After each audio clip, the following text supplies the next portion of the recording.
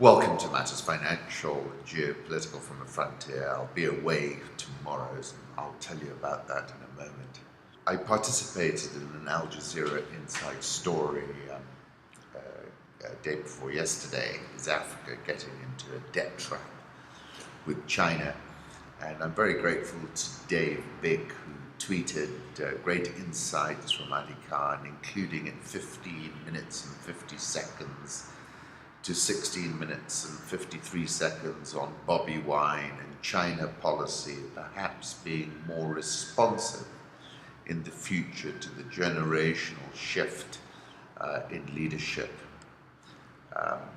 from the older folk to the born-free generation, which is something I think Theresa May was trying to tap into, and others. And Obama did it very well, but I think also Xi Jinping is having to resolve or unloose a knot as well, and I'll come to him as well. I said on the program this morning, AM Live NTV, with the very mercurial Debal, that we've also been blindsided. We thought that this relationship with Xi Jinping was one where Xi Jinping was Santa Claus, and I think we were disavowed of that notion at this latest FOCAC. Home thoughts. This is Lake Alice on Mount Kenya. What a beauty, photo by Paolo Parazzi. I've always wanted to go there, and we were going to go by helicopter when we visited Sirikoi, but then it was too stormy around the mountain, and we went to Mount Ololokwe, which was wonderful. 13 years ago, the red sequined heels from the Wizard of Oz were mysteriously stolen. Now they've been found, the FBI has announced. And that took me back to the Wizard of Oz, which is a remarkably fantastic movie, and I still enjoy it. And this is a link for following the yellow brick road from that movie. A couple of quotes. Pay no attention to the man behind the curtain. L. Frank Baum, the wonderful Wizard of Oz. That image of a man being behind the curtain has always stuck with me, that somehow the world is organized by someone behind a curtain. But then in this movie you realize that person behind the curtain is not necessarily knows what he's doing. So I do love the Wizard of Oz. You're a very bad man. Oh no, my dear, I'm a very good man. I'm just a very bad wizard. And I'm looking forward to going to Meru National Park for the first time with my daughter Layla. Layla's my second daughter. I've got 3 daughters. And I wrote about her this in my weekend article. Let me read you that piece about her. I remember a time when my then 11-year-old Layla attended the school disco, and when I picked her up, her eyes glittered and she could scarcely stand still. I asked, darling, how was it? And she said, Daddy, I danced and I danced and I didn't stop.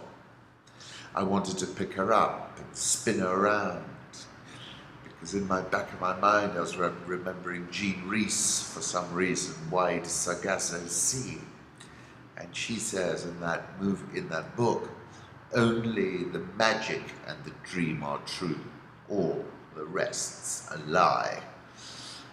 This is the supermoon seen at Meru National Park, photo by Ray Kim. Meru National Park is a spectacular destination, according to what I'm reading, and that's why I'm going to visit. Remotest, rugged, interestingly the least crowded, located on the equator, bisected by 13 remarkable rivers and numerous mountain-fed streams that rank this protected among the few most incredible tourist sites. Established in 1968, of course, it was well known for the Adamsons, but I'm looking forward to going there for the first time, and with Layla as well. Good morning from Meru National Park. This is a photograph from magical Kenya. Look at this short video, describe this in one word. This is from S. Musyoka, elephants, and this is a good evening from the complete wilderness of Meru National Park, KWS again. Macro thoughts: the number of stories tracked by Bloomberg with contagion rises to the highest level since the last contagion scare, the European debt crisis. JP Morgan's top quant warns the next crisis to have flash crashes and social unrest not seen in 50 years. Marko Kolonovich predicts a great liquidity crisis will hit financial markets, marked by flash crashes in stock prices and social unrest. The trillion-dollar shift to passive investments, computerized trading strategies, and electronic trading desks will exacerbate sudden, severe stock drops. Kolonovich said central banks would be forced to make unprecedented moves, including direct purchases of equities, or there could even be negative income taxes. I suppose I was referring to a scenario like that in the piece Mirrors on the Ceiling, the Pink Champagne on Ice. We're all just prisoners here of our own device. Last thing I remember, I was running for the door. I had to find the passage back to the place I was before. Relax, said the nightman. We are programmed to receive. You can check out anytime you like, but you can never leave. And I was saying then, which was in 2016, admittedly, what is clear is that we are at the fag end in this party.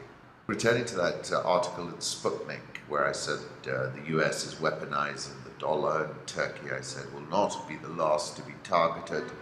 I said we've exited a period when the living was easy and the world was awash with a golden flood of dollar liquidity. Many policymakers imbibed the Kool-Aid and believed in this new normal. I said no one except die-hard Erdogan-supporting Turkish nationalists is prepared to throw good money after money gone bad on the basis of Erdogan's hocus-pocus monetary policy. Trump's aggressive foreign economic policy is the signature success of this administration. It is highly effective. Trump can keep it up. It's working a treat. And I was describing how Venezuela is an extreme example, Iran is another, China's in retreat. I said Trump can keep it up, it's working a treat. Yardeni, President Trump's policies of boosting US economic growth despite his escalating trade war, which is depressing economies in the rest of the world. So you can see that is the strategy. I also said to Sputnik, for the foreseeable future, I do not see gold, the Chinese renminbi, or crypto replacing the dollar. It's not going to happen in our lifetimes, I said. Bitcoin tumbled as much as 9.8% as cryptocurrencies dropped sharply for the second time in less than 24 hours. Last trading, 6,420. Bitcoin dropped 9.8%. Gauge of the largest digital assets, the Bloomberg Galaxy Crypto Index, traded near its lowest level since November 2017, as coins like Ripple, Ether, and Litecoin also fell. The next level to watch for Bitcoin is $5,000, according to Innes. 27th of November last year, which is where we were actually, I think, higher than this. I said, Bitcoin, wow, what a ride. And I was quoting Hunter S. Thompson. Life should not be a journey to the grave with the intention of arriving safely in a pretty and well-preserved body, but rather to skid in broadside in a cloud of smoke, thoroughly used up, totally worn out, and loudly proclaiming, wow, what a ride. And indeed, Bitcoin holders can claim that. January this year, I said I'm no longer bullish. In fact, I'm bearish, and we've fallen quite considerably since then. This is a chart from Peter Brandt, and my target is now below 5,000. Political reflections: Kim Jong Un is open to stronger steps to denuclearize South Korea, says. Let's see, they're meeting, I think, in the next in about 10 days' time. Russian Air Force has struck rebel and HTS positions in Idlib, Syria. This is a video from Oscok. And now, of course, Bob Woodward's book's caught everybody's attention. Reince Priebus, his former chief of staff, calls the presidential bedroom where Trump goes to tweet the devil's workshop.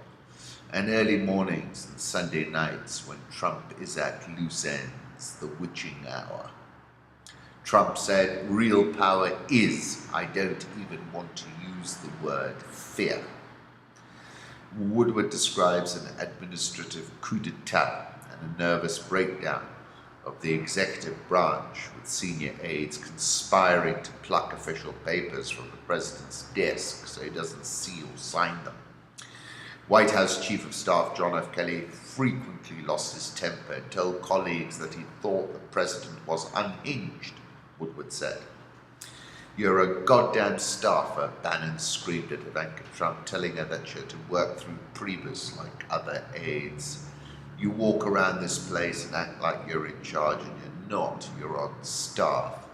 Ivanka Trump, who had special access to the president and worked around Priebus, replied, I'm not a staffer. I'll never be a staffer. I'm the first daughter. President Abdel Fattah el-Sisi said, Donald, I'm worried about this investigation. Are you going to be around? Very interesting article in African Arguments. The increase has been so rapid between India and China that if China were not present, India would be Africa's largest trading partner. At $63 billion in 2017-2018, its trade with Africa easily surpassed that with the US and European partners, but China is in Africa, and in a big way. Chinese trade with Africa's 54 countries stood at $172 billion in 2017, nearly 3 times India's. India's investment in Africa amounted to only $14 billion by 2016, ranking between Singapore and Switzerland, and well behind its top investors of the US, UK, France, and China.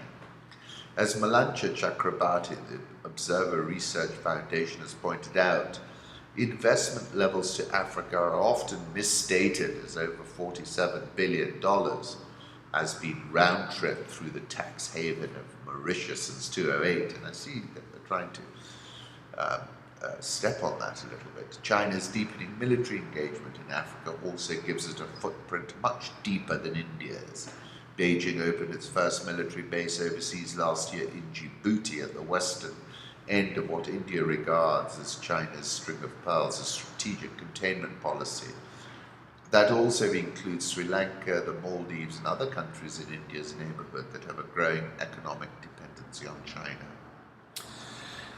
My question is this, and I've said it repeatedly, does the Indian establishment and Narendra Modi appreciate the chokehold China has over India, the Dockland Plateau, Gwadar, Pakistan, the Hambantota port in Sri Lanka, the intrusion into the Indian Ocean?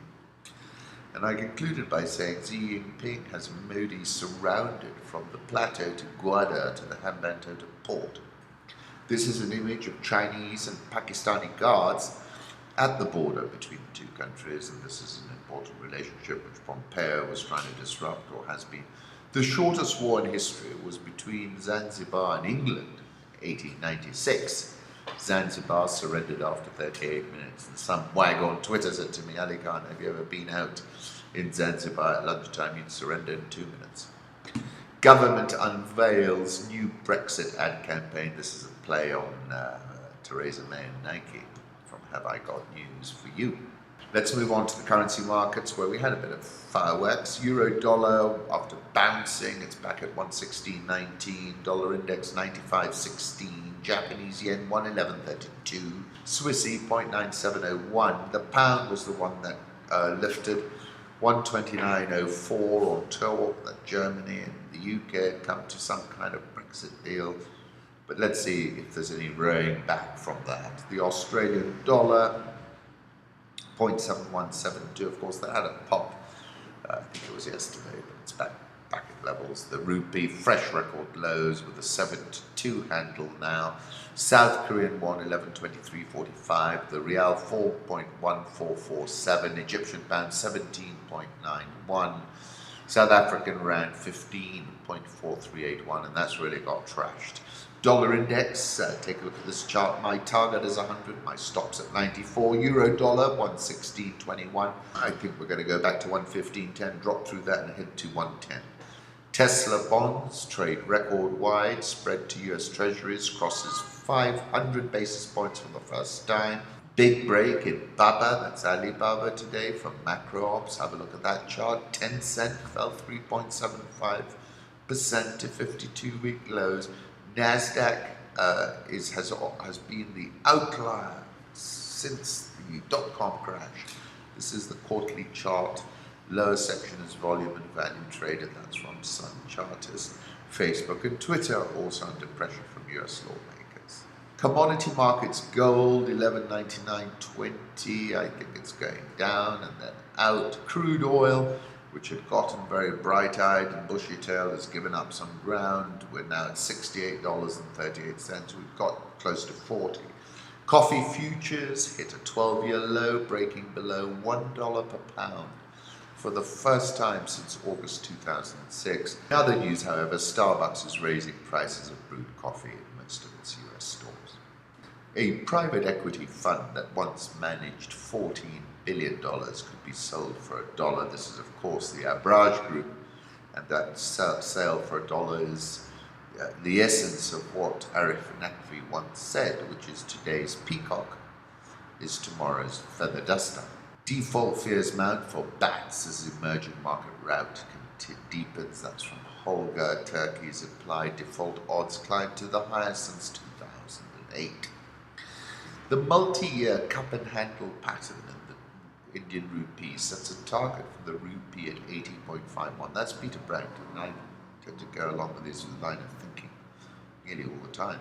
India's top court strikes down Section 377, which makes homosexual acts punishable by up to 10 years in jail. Indian foreign exchange reserves still healthy, but rapidly depleting. Take you back to the edge, there is no honest way to explain it, because the only people who really know where it is are the ones who have gone over. Have a look at this, Venezuela garbage money. Sub-Saharan Africa, very interesting pushback from Xi Jinping at FOCAC, which has been picked up by everybody. Corrupt government, you voted for them. China pushes back at Africa Summit. Cheng Tao, a former head of the Chinese Foreign Ministry's Africa division and previously China's ambassador in Mali and Morocco, said it was unfair to blame China for supporting governments accused of corruption. An African friend told me, our government is extremely corrupt. How come you're still involved with them? Our government has asked the Chinese government to build a bridge and a hospital, but the Chinese government should help them, he said, without naming the country. I told him, you voted for the government. It's the only government we can deal with. But the bridge and the hospital are not built for the president or officials, but are for the common people. So I think this is another perspective that can be considered when looking at this issue. So very interesting debate coming out of that. Of course, Tillerson said African countries should be careful not to forfeit their sovereignty when they accept loans from China and carefully consider the terms of those agreements. I don't think they've considered those. It cited what it said was an African expression that there was nothing scary about a loan. The crux is what you do with it. Do you go buy oxen and sheep and expand production, or buy booze for a moment of fun? China has acknowledged there are some problems it is working to fix. Xi told a business summit on Monday that Chinese funds are not for vanity projects. That was a linguistic change that I was referring to severally. Of course, if you haven't seen it, have a look at the inside story we did exactly about this subject. Pepe Escobar saying it's Africa's choice, US Africa Command, or the new Silk Roads, the dogs of war, cold, hot, trade tariffs bark while the Chinese caravan piles the new Silk Roads, call it a leitmotif of the young 21st century. When China calls, all Africa answers. First we had ministers from 53 African nations plus the African Union Commission approving the Beijing Declaration of the FOCAC Action Plan. This does not exactly paint the picture. He tends to be a supporter of the Chinese paint the picture of the BRI as a vicious debt trap enabling China to take over Africa's top strategic assets, saying Xi deftly counterpunched the current massive BRI demonization campaign. Only the people of China and Africa have the right to comment on whether China-Africa cooperation is doing well. No one should deny the significant achievement of China-Africa cooperation based on their assumptions and speculation. And saying what that reveals is in fact Deng Xiaoping crossing the river while feeling the stones, fine-tuning definitely. New propaganda chief, change of language, pushing back on a number of things. China is in fact upgrading its investments in Africa beyond infrastructure, manufacturing, agriculture, and energy and mineral imports. China is Africa's top trading partner since 2009. First overseas military base inaugurated on August 1st, 2017. The official Beijing spin is that Djibouti is a base for peacekeeping and humanitarian missions and to fight pirates based on the Yemen and Somali coastlines.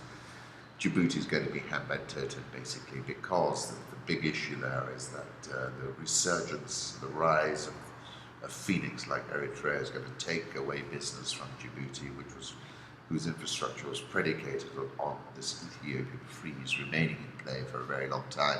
Also, Lamu is dead in the water in my view. Talking about prime economic connectivity translates into transit control of 20% of all global exports and 10% of total annual oil exports. What this spells out, this is Pepe once again, is further evidence of the ever-replicating empire of bases, and that brings us to Africa's star contingency location choice in the ultra-high stakes development game. Who are you going to call? FOCAC and the new Silk Roads, or Ghostbusters Africa? So just as I said, I think there was a substantive linguistic recasting of China-Africa by Xi Jinping. The end of vanity is one example, and awareness of the failure of trickle-down, seeking to speak over leadership to the African individual on the street. I wrote a piece over the weekend, Africa, the Belle at the Ball. Have a look. This is a photograph of President Buhari holding a bilateral meeting with Chinese President Xi Jinping at the Great Hall of the People in Beijing. Zambia seen considering higher mine taxes to trim budget gap, but its Eurobonds are the world's worst performers this year. Yields on its $1 billion bond due 2024 rose to a record 16.4% on Wednesday. Mark Boland, who I follow on Twitter, was quoted in this article, says, was skeptical of the targets and the spending plan, saying the document can be viewed as pure fiction, as it has little basis on real-life economic conditions. Zambian's bonds yield more than defaulter Mozambique's. It's just astonishing, and that really is where it can end. Ethiopian Broadcasting Corporation Premier Abiy Ahmed witnessed the first Ethiopian commercial vessel transporting 11,000 tons of cargo from the Eritrean port of Massawa. And I tweeted, "Don't cry for me, Djibouti." And the East African port landscape up to Bab el-Mandeb is seriously fluid right now. Djibouti is a prize in Xi's grasp, I think. Eritrea is a phoenix rising from the ashes. Lamu's dead in the water. I wrote about this 6th of August when I was visiting Durban, and that made me think about the ports. The Indian Ocean economy and a port race do have a read. Museveni, I can do away with Parliament, he said, between 1971 and 1979. There was no Parliament. Don't think that you're in heaven. Do what took you there. You should know where the power of that Parliament comes from. In fact, I can do away with that Parliament. And we brought it back. So do whatever you're doing, knowing that, he said. In my piece over the weekend, I said inflection points are difficult to discern, but I think there's one right here. I referred to Uganda, Bobby and Barbie Wine are in the US, but what caught my attention was a video of revelers at a concert while chanting "People Power" through bottles at a regime apologist, Bebe Cool. And I said, that is an inflection point. Much respect to my friend Bobby Wine, he's unbroken and won't stand down, Robert Amsterdam, take you back to Ouagadougou's signal to sub-Saharan Africa. What's clear is that a very young, very informed, very connected African youth demographic, many characterize this as a demographic dividend, but for beautiful Blaise turned into a demographic terminator, set to alter the existing equilibrium between the rulers and the subjects, and a rebalancing has begun. South African all shares down 4.04%. Naspers must be weighing heavily. I said on the 27th of August, traders might consider buying 1-year maturity, one-touch ZAR puts with a 17 strike. We're getting ever closer, and I said then I think the rand is at risk of a precipitous asymmetric downside move as far as 17. Well, it's been precipitous, it's been asymmetric, and it's now around 15.50. Dollar rand, here's a 6-month chart for you. There's a lot of trouble there.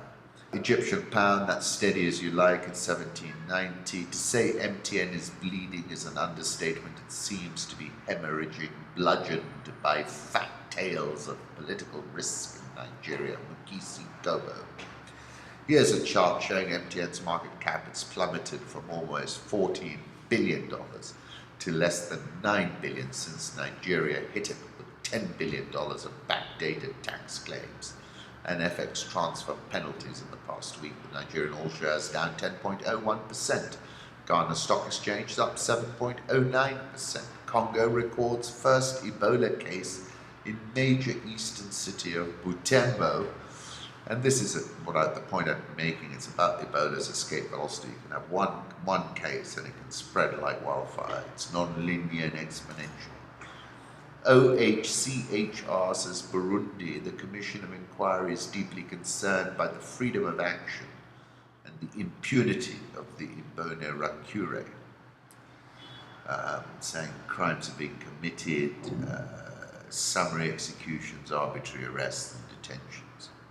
This is Kenya's Eurobond yield from via Ramanyang. This has been spiking for a while. I said on the program I was this morning, our biggest challenge with respect to everything is debt. We have too much debt. Subject of the day at Debal's the morning AM live NTV was the fuel shortage. And Pavel Oimeke, who's the Director General of the ERC, was on the spot. I captured it on this photograph. Nairobi all share down 3.25% year to date. Small and medium-sized banks paid nearly double to borrow from the big banks towards month end. That's from Money Academy. NSE 20 is down 15.08% year to date. Drama at CPTN over crackdown on illegal migrants. Coal Tuskers speculating that's the answer to the request for the feasibility study that China asked for before they would fund the extension of the railway. Chinese embassy condemns the arrest of their citizens by Kenyan police and China TV officers. Trouble there. A high voltage power line to carry electricity from a 310 megawatt wind power plant to central Kenya from the north is complete, finally, after huge penalties of nearly $100 million actually. And supply to the national grid will stabilize by December. So I'm off tomorrow to the Meru National Park, and I'll take my leave and see you back on Monday.